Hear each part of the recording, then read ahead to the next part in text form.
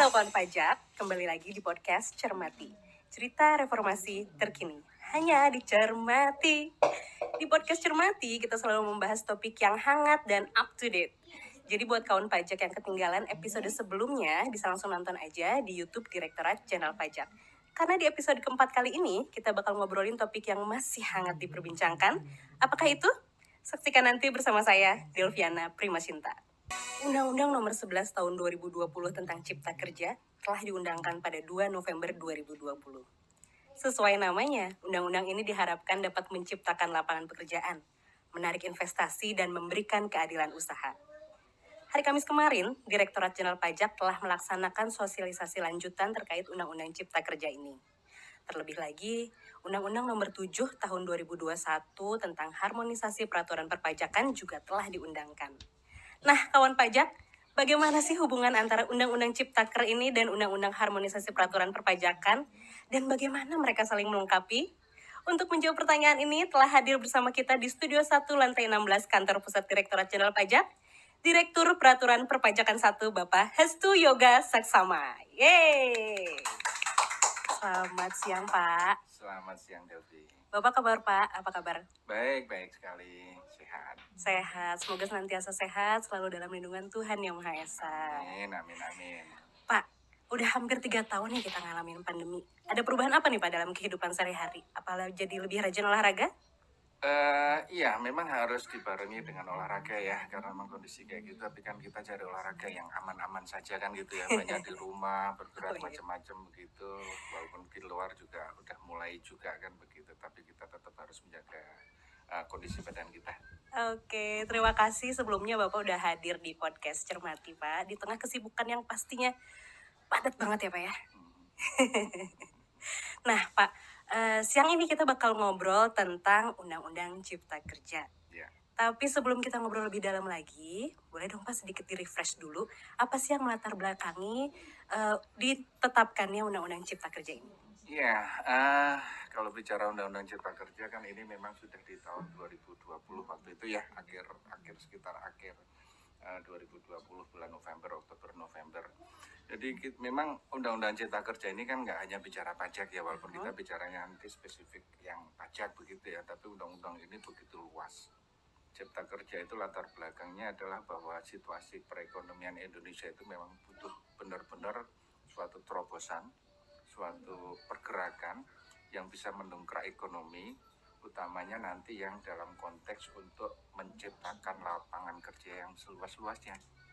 Nah, tantangan-tantangan di tahun itu dan sebelumnya seperti pelambatan ekonomi dunia, harga komoditas, kemudian situasi global politik yang juga kurang mendukung, ditambah lagi mulai 2020 itu ada COVID pandemi kan begitu ya. Nah, sehingga pemerintah Indonesia berpikir Bapak Presiden bahwa ini perlu suatu terobosan hukum yang mempermudah berbagai hal supaya itu bergerak dengan cepat. Nah, di situ kan isunya mengenai investasi.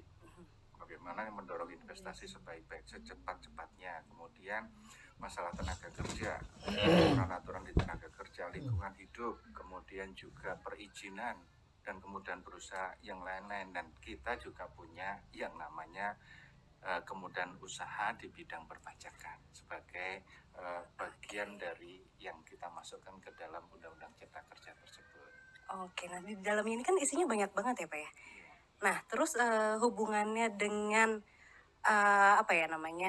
biar undang-undang tuh nggak tumpang tindih itu gimana Pak ini tuh? Nah makanya kan waktu itu kemudian dari pemerintah membuatnya dalam bentuk omnibus. Omnibus itu dari berbagai undang-undang yang ada. Nah, pasal-pasal tertentu di masing-masing undang-undang itu kita ubah dalam suatu undang-undang. Yang di pajak sendiri kan tidak di dalam Undang-Undang Cipta Kerja itu. Ada Undang-Undang KUP diubah, pasal tertentu, PPH diubah, PPN juga diubah. Nah, dari pajak sendiri sudah 3 undang-undang tuh. Belum dari undang-undang yang lain kan, undang-undang tenaga kerja, undang-undang macam-macam lah begitu. Ribuan halaman ya Pak ya? Iya, ribuan, 1.100 sekian kan gitu ya. Wow. Nah, itulah namanya omnibus Undang-Undang Cipta Kerja gitu.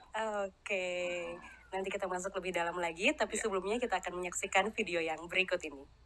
Direktorat Jenderal Pajak bekerjasama dengan pemerintah Provinsi Jawa Timur menyelenggarakan sosialisasi lanjutan Undang-Undang Nomor 11 Tahun 2020 tentang Cipta Kerja Klaster Perpajakan di Surabaya, Kamis 25 Agustus 2022. Sosialisasi ini merupakan sosialisasi pembuka dari rangkaian sosialisasi lanjutan Undang-Undang Cipta Kerja dan aturan turunannya yang dilakukan oleh Kementerian Keuangan.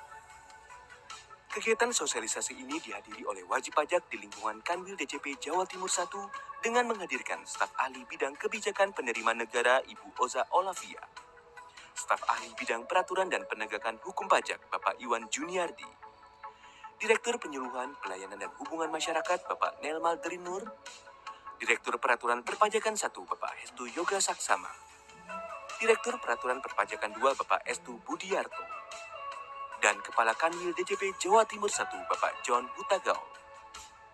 Dalam sambutannya, Direktur Jenderal Pajak yang diwakili oleh staf ahli Menteri Keuangan bidang peraturan dan penegakan hukum pajak Bapak Iwan Juniardi.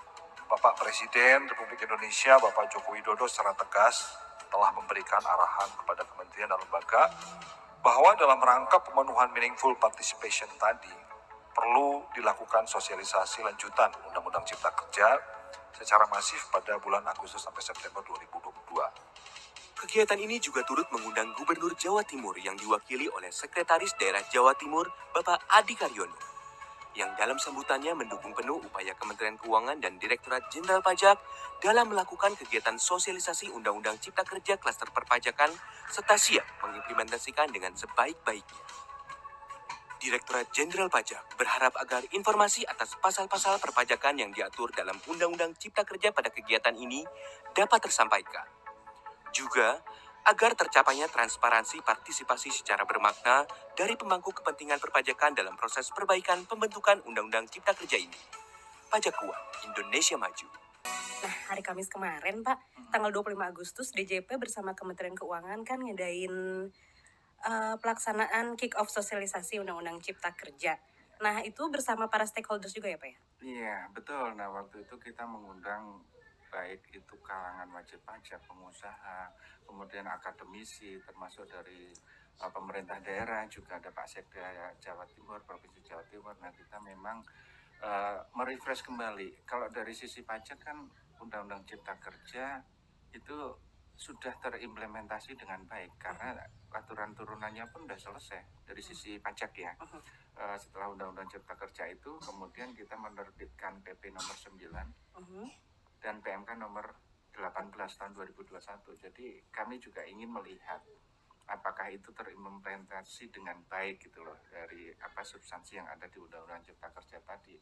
Dan rasanya sih kalau kami melihat ketika kita menjelaskan Undang-Undang Cipta Kerja, substansi perpajakannya, dan kemudian juga PP-PP-nya juga kita singgung. Jadi para wajib pajak itu rasanya sudah memahami dan sudah terimplementasi dengan baik gitu kira-kira. Emang poin-poin penting apa aja, Pak, yang disampaikan ke wajib pajak tuh, Pak? Iya, kalau dari sisi pajak kan kalau di Undang-Undang Cipta Kerja itu ada katakanlah 4 pilar ya atau klaster gitu ya. Jadi bagaimana mendorong atau meningkatkan pendanaan investasi. Makanya di situ kan ada dividen dari dalam negeri bebas BPN.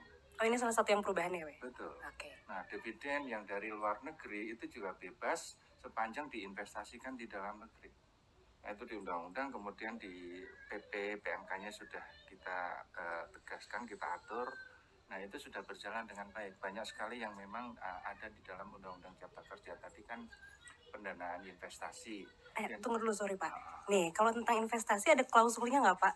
Untuk dibebaskan tuh, misalnya diinvestasikan kembali di Indonesia tuh segimana gitu, seluruhnya apa gimana gitu. Nah, betul. Nah, makanya memang itu implementasinya ada di PMK-nya. PMK 18 sendiri mengatur kalau itu dari dividennya dari luar negeri, memang tidak seluruh dividen itu harus dikembalikan, tapi ada porsinya 30%. Nah, itu dikembalikan. Nah, kemudian ketika itu diinvestasikan di dalam negeri selama sekian tahun, selama 3 tahun, nah itu yang tadi atas dividen dari luar negeri itu bebas. Nah, itu kan substansinya yang tujuannya tadi kalau kita kaitkan dengan tujuan besar dari Undang-Undang Cipta Kerja, meningkatkan pendanaan investasi di dalam negeri. Supaya memperluas lapangan kerja kan gitu. Nyambung ya, benar ya? Benar. Betul itu. Oke. Nah, ini kalau hal baru kayak gini nih ya Pak ya, Mm-mm. WP itu banyak nanya apa sih Pak sebenarnya? Apanya? WP itu biasanya banyak nanyanya tentang apa tuh Pak?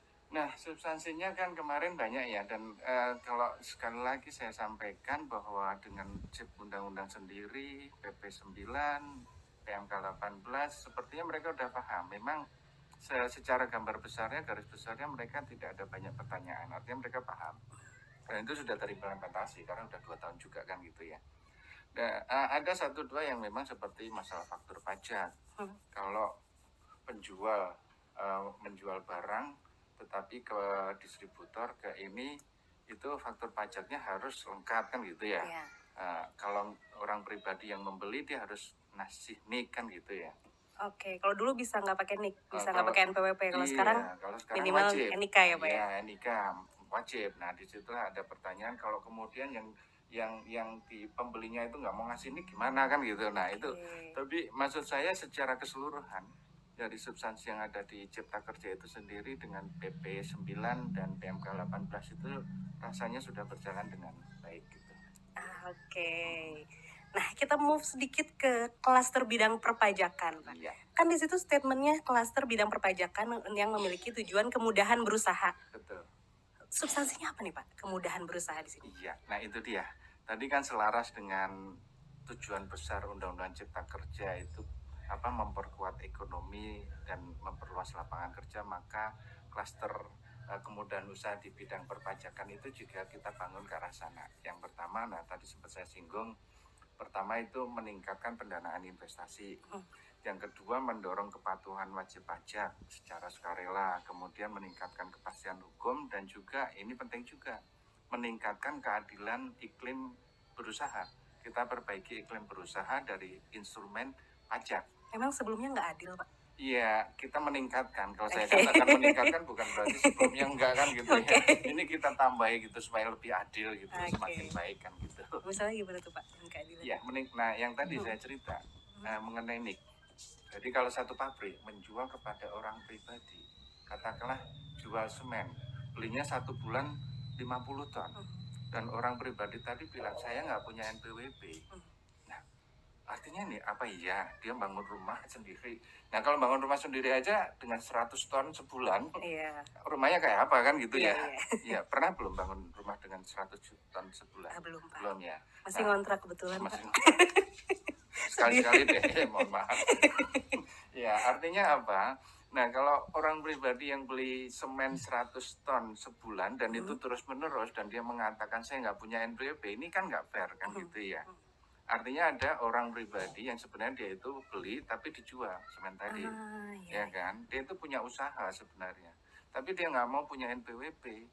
Nah, ini nggak fair kan buat si orang lain yang patuh atau badan yang sudah tertib. Ya beli karena mau untuk usaha, ya dia ada PM dari sisi PPN ya, jual ada PPN juga, dan dia punya NPWP, dia lapor pajak atas penghasilan dan kewajiban perpajakan lainnya. Nah, si orang pribadi ini yang dia bilang saya nggak punya NPWP, ini kan perlu penanganan khusus kan gitu ya. Iya. Kita harus bina dia, pimpin dia, dan dengan instrumen tadi, kalau kejadiannya seperti itu, maka pabrik wajib meminta NIK. Kan nggak mungkin orang pribadi nggak punya NIK. Iya, betul. Nah, itu dia. Nah, ini untuk mendorong, memperbaiki iklim usaha dalam arti bahwa beban pajak ini memang harus ditanggung bersama-sama. Kalau ada yang menanggung beban pajak dengan tertib, patuh, sementara ada yang tidak, padahal usahanya sama, ini kan nggak fair dari sisi Iya. iklim usaha. Artinya keadilan untuk seluruh pelaku usaha juga ya, Pak ya? Betul. Nah, Pak, sekarang kita akan break dulu karena kita akan masuk ke segmen penyuluh menjawab. Sudah ada Kang Heri dan Teh Ina dari KPP Pratama Bandung Cibenying. Silakan. Baik, terima kasih Studio 1 Lantai 16 Kantor Pusat Direktorat Jenderal Pajak. Ya, saat ini kita sedang berada di kota Bandung. Tepatnya berada di KPP Pratama Bandung Cibenying bersama saya, Rosina Dwi Rahadiani, dan rekan saya yang ganteng. Saya Heri Prapto. Terima kasih Mbak Ina telah menyebut saya ganteng. Oke. Dalam segmen Penyuluh Menjawab. Oke kawan pajak, nah di segmen penyuluh menjawab kali ini kita akan menjawab pertanyaan-pertanyaan yang mungkin masih sering diajukan oleh para kawan pajak. Yang ini terkait dengan perpajakan UMKM. Nah langsung aja ya Mas Heri ya, tidak perlu berlama-lama lagi. Kita masuk ke pertanyaan yang pertama nih Mas Heri, yang masuk ke sosial media kita. Siapa aja sih wajib pajak yang bisa memanfaatkan tarif PPh final 0,5% sebagaimana diatur dalam PP 23 tahun 2018. Nah, silakan Kang Heri. Ya, jadi tidak semuanya wajib pajak yang memiliki omset atau peredaran bruto di bawah 4,8 miliar itu berhak menggunakan PP 23 ini. Oh, jadi nggak semua Nggak ya? semuanya. Ada yang dikecualikan Ada yang berarti? dikecualikan. Siapa aja tuh Kang? Ada 4 kriteria yang tidak boleh lagi menggunakan ini ya. Maksudnya yang pertama yaitu ketika wajib pajak itu orang pribadi dan dia memiliki pekerjaan bebas, sumber penghasilannya dari pekerjaan bebas, misalnya kayak dokter, pengacara, akuntan, nah seperti itu. Dan yang kedua yaitu ketika penghasilannya berasal dari luar negeri dan telah dilakukan pemotongan atau pemungutan di luar negeri. Nah, Kalau udah di luar negeri ya udah di luar udah, aja ya. di luar gitu. aja. Jadi Maka- nggak boleh kena yang PPh final ini. Iya, Oke. tidak boleh lagi menggunakan PPh final ini. Yang ketiganya, atau dia atas penghasilannya itu telah dikenakan aturan PPh final khusus ya, aturan khusus Misalnya apa tuh Kang? Misalnya terkait PPh jasa konstruksi. Jadi kalau dia udah menggunakan tarif khusus tersebut, maka wajib pajak tidak lagi menggunakan PPh final yang 0,5% ini. Tapi PPh final yang jasa konstruksi. Yang jasa konstruksi, karena dia aturannya memang khusus ya untuk jasa konstruksi. Dan yang keempat yaitu atas penghasilannya memang dia bukan objek PPh. Misalnya apa? Misalnya kayak warisan, hibah, atau dapat beasiswa misalnya, atau klaim asuransi misalnya, dan seterusnya. Seperti itu. Oke. Jadi cukup jelas ya. Jadi subjek yang menjadi subjeknya adalah semua wajib pajak badan maupun orang pribadi, tapi dengan yang dikecualikan tadi ada 4 hal tadi. Gitu. Nah, untuk wajib pajak ini apakah dia otomatis dikenakan PPh final ketika terdaftar atau wajib pajak ini memilih terlebih dahulu gitu? Nah, PP 23 tahun 2018 ini mulai berlakunya kan 1 Juli tahun 2018. Nah, ketika wajib pajak terdaftar tanggal itu atau sebelumnya, maka dia yang membedakannya kan sebenarnya ini nih ya, di poin kritiknya di sini. Jadi wajib pajak bisa memilih sebenarnya. Kalau di PP 46 sebelumnya ini tidak otomatis dia semuanya. Begitu terdaftar, Begitu dia terdaftar kenanya PP 46. langsung kena PP 46. Tapi ketika ini wajib pajak boleh memilih. Kalau dia tidak mau menggunakan PP 23, maka wajib pajak tinggal menyampaikan surat pemberitahuan ke DJP bahwa dia akan menggunakan tarif umum gitu. Tarif umum pasal 17 ya. Pasal Kang, ya? 17. Nah, apabila misalnya wajib pajak sudah menyampaikan surat bahwa dia ingin menggunakan tarif umum ketika tahun tersebut, apakah dia kemudian bisa beralih kembali misalnya ketika omsetnya memang tidak lebih dari 4,8 miliar? Belum, tidak bisa. Kalau dia sudah menyampaikan surat pemberitahuan bahwa dia akan menggunakan tarif umum pasal 17, maka dia tidak boleh lagi menggunakan tarif PPh yang 0,5% ini. Gitu. Oh oke. Cukup jelas ya kawan pajak ya. Berarti baik wajib pajak orang pribadi yang tadi melakukan usaha ataupun wajib pajak badan selama omsetnya di bawah 4,8 miliar dan penghasilannya tidak termasuk yang tadi dikecualikan ya Mas ya. 4 hal Itu tadi. semuanya bisa menggunakan tarif PPh final 0,5% sesuai dengan PP 23 tahun 2018. Oke, terima kasih. Pertanyaan berikutnya nih mungkin ya Mas Heri ya boleh. di sosial media kita. Pertanyaannya adalah mengenai batasan waktu bagi wajib pajak untuk dapat memanfaatkan tarif sesuai dengan PP 23 tahun 2018. Oh berarti ini ada batas waktunya ya? Ada batas Nggak selamanya waktunya. bisa pakai tarif 0,5% yang sangat rendah ini ya? Betul. Jadi wajib pajak dapat menggunakan tarif ini dibatasi di pasal 5 itu dijelaskan bahwa wajib pajak dia untuk wajib pajak berbentuk PT dia menggunakan tarif PPh ini maksimalnya 3 tahun saja. Jadi sejak 1 Juli, kalau dia terdaftarnya 1 Juli 2018 atau sebelumnya, maka dia 3 tahun sampai dengan 18, 19, 20. Berarti tahun 2020 ya, dia terakhir. terakhir menggunakan Oke. tarif PPh final ini untuk PT ya, terutama PT. Nah, tapi kalau dia badan usaha berbentuk CV, itu dia menggunakan maksimalnya adalah 4 tahun saja. Maksimal 4 tahun saja, sampai dengan tahun 2021. Tapi kalau untuk orang pribadi, dia akan menggunakan maksimal 7 tahun sampai dengan tahun 2024. Nah, bagaimana kalau ternyata WP-nya terdaftar setelah tahun itu? Setelah tahun 2018 ya. 2018, maka dia sejak terdaftar itu maksimal sampai dengan, kalau orang pribadi sampai 7 tahun, kalau CP dia 4 tahunnya sejak saat dia terdaftar di kantor pajak. Berarti tadi ya, batasan waktunya orang pribadi 7 tahun, untuk CV, koperasi, seperti itu di 4 tahun ya. 4 tahun. Lalu untuk PT tadi cuma 3 tahun Cuma 3 aja. tahun. Oke. Jadi setelah itu, ketika masanya telah berakhir, maka wajib pajak menggunakan tarif umum lagi gitu kan. Oh, Gitu. oke. Tarif Ya, UMKM-nya udah udah berakhir ya. berakhir. Jadi kembali ke tarif umum Kembali pasal ke 17. pasal 17. Oke. Oke kan wajah, kita masuk ke pertanyaan berikutnya ya. Tapi mungkin kita bisa minta tolong sama Mas Heri nih untuk bacain pertanyaan dari kawan pajak yang ada di sosial media. Silakan Mas Heri. Baik, ini ada pertanyaan. Bagaimana cara pengajuan surat keterangan PP 23 tahun 2018 sebagai syarat pelunasan PPh final peredaran bruto tertentu bagi wajib pajak yang bertransaksi dengan pihak yang dipotong atau dipungut? Gimana tuh Teh Ina?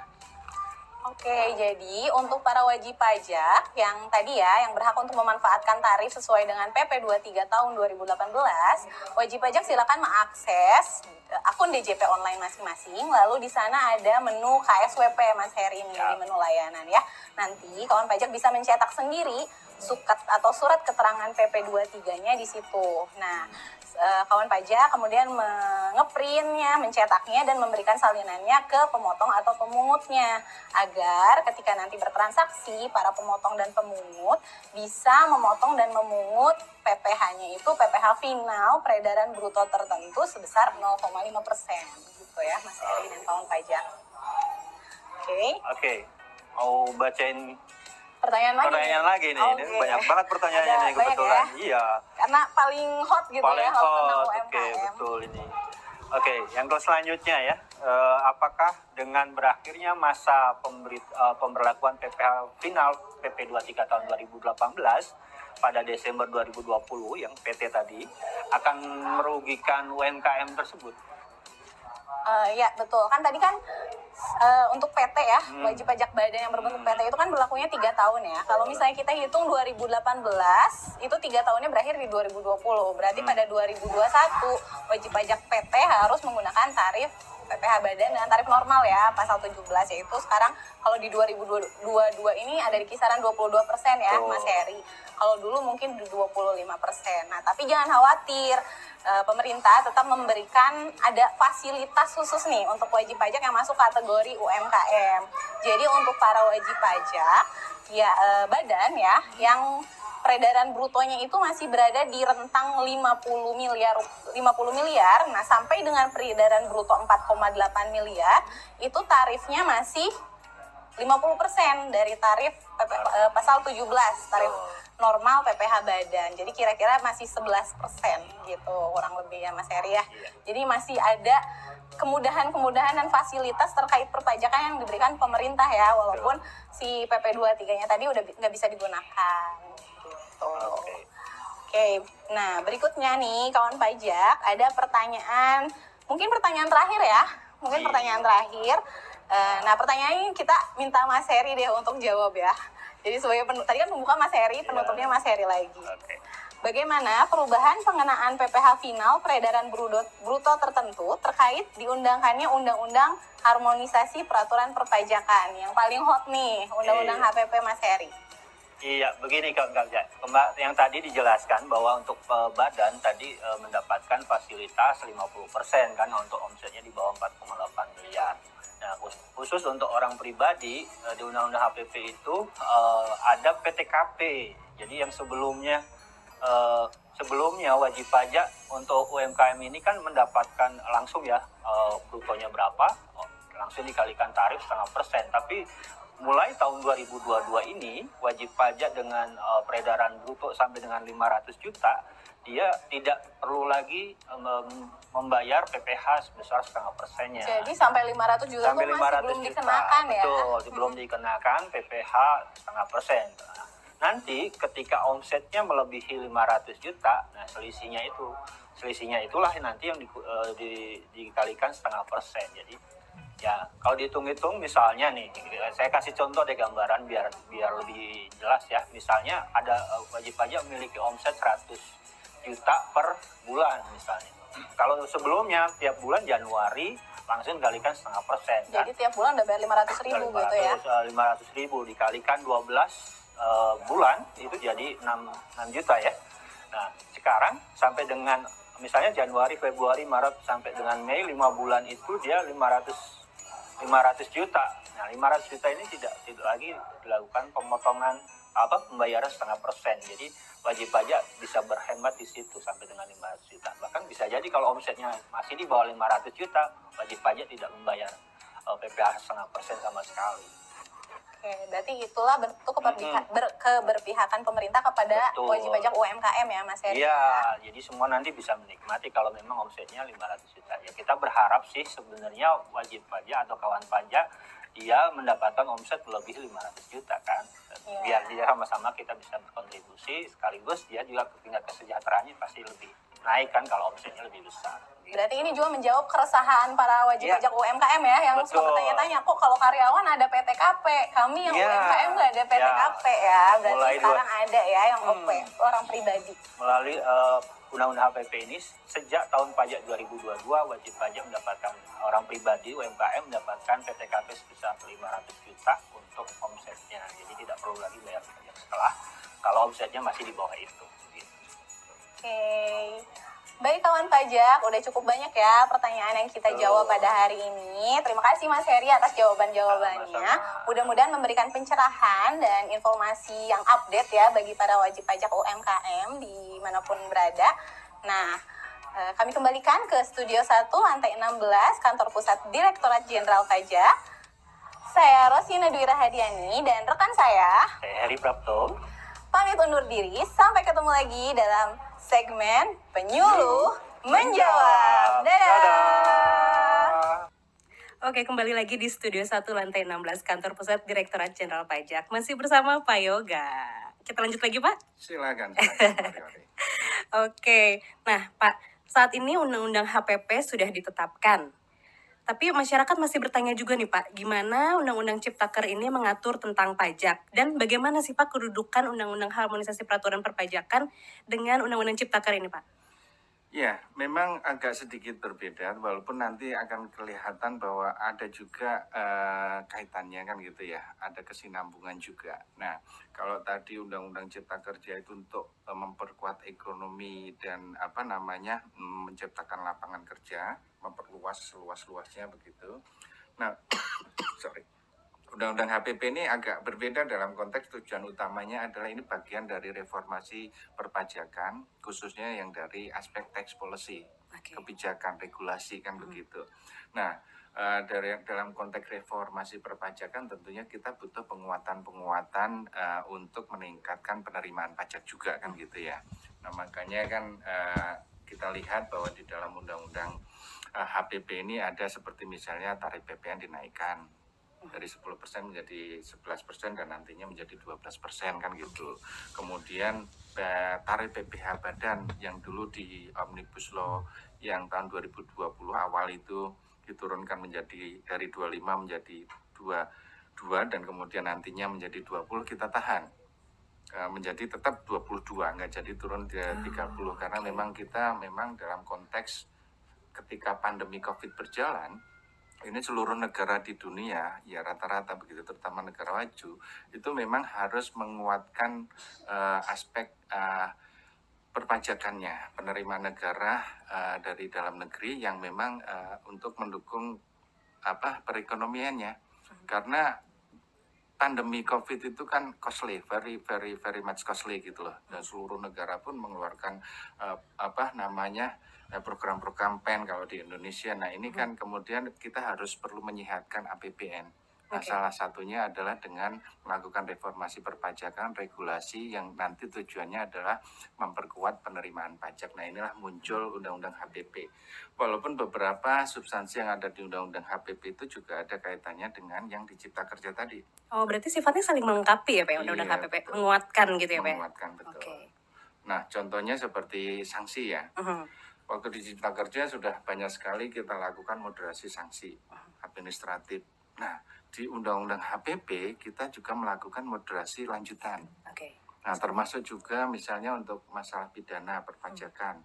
Nah, itu kita mendorong ultimum remedium Oke. lebih jauh daripada yang sekarang ada. Nah, ini kan sebenarnya satu rangkaian gitu ya. Kalau di sanksi administratifnya sudah dimoderasi, sanksi pidananya juga, sanksi administratif yang lain juga ada. Seperti kalau wajib pajak itu mengajukan keberatan dan banding. Kemudian kalau mereka kalah, DJP dimenangkan oleh pengadilan pajak. Nah, atau di keberatan, maka mereka harus membayar 50% atau 100%. Ya. Ya kan? Nah, di Undang-Undang HPP kita moderasi. Yang 30% keberatan, 50% di keberatan kita turunkan jadi 30%. Yang 100% dibanding kita turunkan menjadi 60%. Nah, ini kelanjutan dari yang ada di dalam Undang-Undang Cipta Kerja tadi terkait moderasi sanksi administratif begitu. Oke, tadi Bapak sedikit bahas tentang peraturan nih Pak, regulasi ya. Terus ini kaitannya gimana dengan voluntary tax compliance Pak? Karena di Iya. self-assessment system kan tax moral menjadi hal yang paling utama ya Pak, urat nadi lah ya Pak. Iya. Silakan Pak. Ya, bagus. Jadi memang kalau kita lihat di Undang-Undang HPP kemarin, itu juga kita memiliki yang namanya program pengungkapan sementara. PPS kan begitu ya. Dalam konteks bahwa kita melihat bahwa dulu memang pernah ada tax amnesty. Tapi kemudian wajib pajak, para pengusaha melihat dan menyampaikan ke pemerintah, sepertinya dibutuhkan satu hal yang juga sinkron dengan tax amnesty waktu itu. Oke. Karena ya kita melihat bahwa dulu waktu tax amnesty banyak juga yang belum seluruhnya diungkapkan gitu ya, padahal kita selalu mengatakan ungkap tebus lega gitu ya. Iya. Banyak yang ungkap tapi mungkin nggak 100%. Nah, itu salah satu. Dan kemudian juga dalam perjalanannya setelah tax amnesty pun masih ada wajib pajak yang memang belum comply sepenuhnya. Nah, oleh karena itu melalui Undang-Undang HPP kemarin kita berikan sarana lagi, yaitu program pengungkapan sementara, dan hasilnya cukup bagus loh. 61 triliun PPS itu ya Pak. ya? PPS finalnya. Nah, Iya, itu kan bisa bagus dibilang sekali. sukses ya Pak ya. Sukses. Iya. Alhamdulillah semua tersenyum bahagia ya Pak. ya? Amin. betul. Nah, Pak, berarti Undang-Undang Cipta Kerja yang dikuatkan oleh Undang-Undang Harmonisasi Peraturan Perpajakan itu sangat erat kaitannya untuk meningkatkan tax compliance juga ya Pak ya? Betul. Nah, tapi saya pernah baca nih Pak di Undang-Undang Cipta Kerja juga mengatur tentang BPKH. BPKH. Iya. Ya. Boleh dijelaskan Iya. sedikit Pak? Nah, dana kelolaan BPKH Mhm. memang selama ini sebagai objek pajak di undang-undang sebelumnya. Nah, oleh karena itu di dalam, nah ini kaitannya dengan bagaimana kita mendorong meningkatkan pendanaan investasi di dalam negeri. Nah, oleh karena itu di Undang-Undang Cipta Kerja ini ketika dana kelolaan BPKH ini menghasilkan kan gitu ya, entah diinvestasikan di mana. Nah, ini yang kita fasilitasi, ini non objek. Tapi itu memang diinvestasikan di dalam negeri. Nah, semacam itu. Ini sebagai, kalau tadi yang contoh saya tadi adalah dividen. Dividen asal diinvestasikan di Indonesia, nah itu nggak kena PPh atas dividennya. Nah, ini BPKH juga demikian. Selain BPKH juga ada seperti dananya lembaga keagamaan, lembaga sosial. Kalau dulu sudah ada lembaga pendidikan, nah kan gitu. Kalau lembaga pendidikan itu BHMN gitu ya, perguruan tinggi BHMN. Nah, kalau ada sisa lebih 4 tahun sisa lebih itu digunakan untuk pembangunan infrastruktur, maka sisa lebih ini tadi nggak kena pajak. Nah, ini kita terapkan juga untuk lembaga keagamaan dan lembaga sosial. Sepanjang sisa lebihnya itu diinvestasikan untuk kegiatan sosial atau keagamaan, maka yang tadi sisa lebih ini nggak kena PPh. Nah, ini yang kita juga ingin konteksnya tadi kalau Undang-Undang Cipta Kerja itu meningkatkan pendanaan investasi dalam negeri. Oke. Begitu.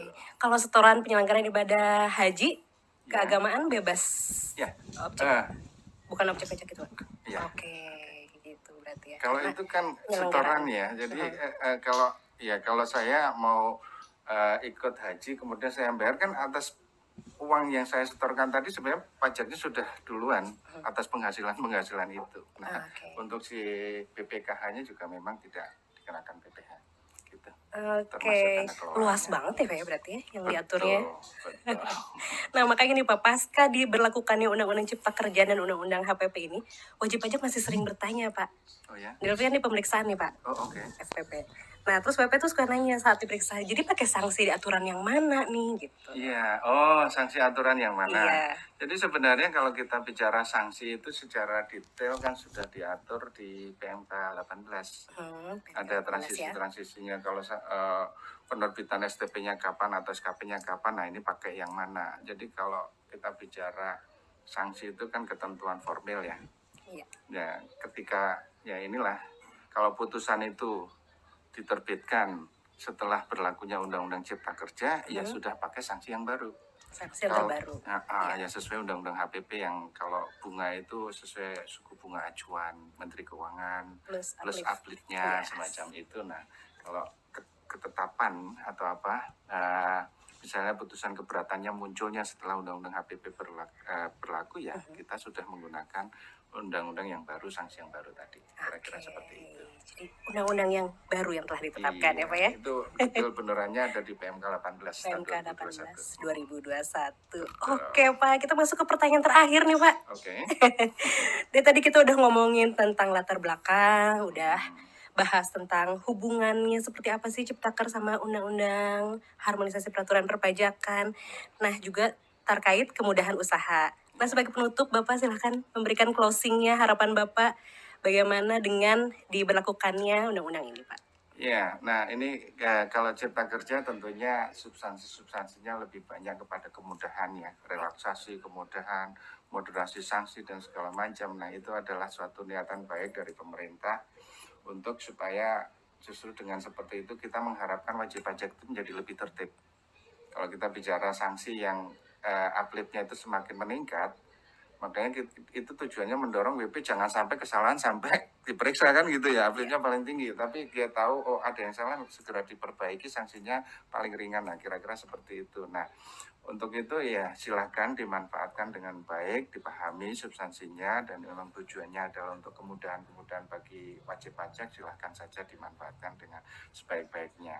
Di sisi lain undang-undang HPP, nah ini memang suatu tujuannya adalah memperkuat fondasi perpajakan kita. Nah tentunya kami juga minta wajib pajak para pengusaha juga memahami itu dan malah berkolaborasi bersama-sama dengan Direktorat Jenderal Pajak bagaimana kita meningkatkan kepatuhan dari wajib pajak, baik yang sudah patuh sekarang maupun yang belum patuh, kita ajak semuanya untuk sama-sama patuh, kira-kira seperti itu. Oke, terima kasih Pak. Tapi Pak masih ada satu pertanyaan penasaran nih Pak. Oke.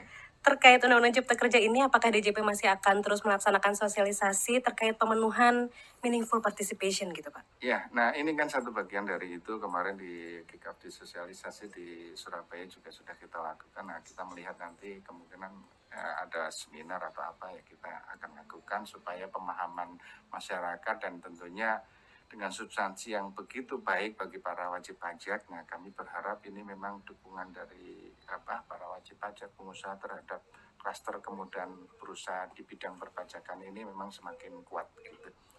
Oke, jadi kita akan terus melaksanakan sosialisasi biar pemahamannya juga semakin meningkat karena faedahnya akan sangat terasa, betul ya Pak ya? Betul. Oke, terima kasih Pak Yoga atas ngobrol-ngobrolnya. Semoga Bapak senantiasa sehat selalu. Amin. Dan mudah-mudahan bisa bertemu di episode selanjutnya Pak. Siap aja. Nah, kawan pajak, demikian perbincangan kita dengan Direktur Peraturan Perpajakan 1, Bapak Hestu Yoga Saksama. Terima kasih telah menyaksikan podcast Cermati. Saya Delviana Primasinta, pamit undur diri. Sampai jumpa di episode selanjutnya. Dadah!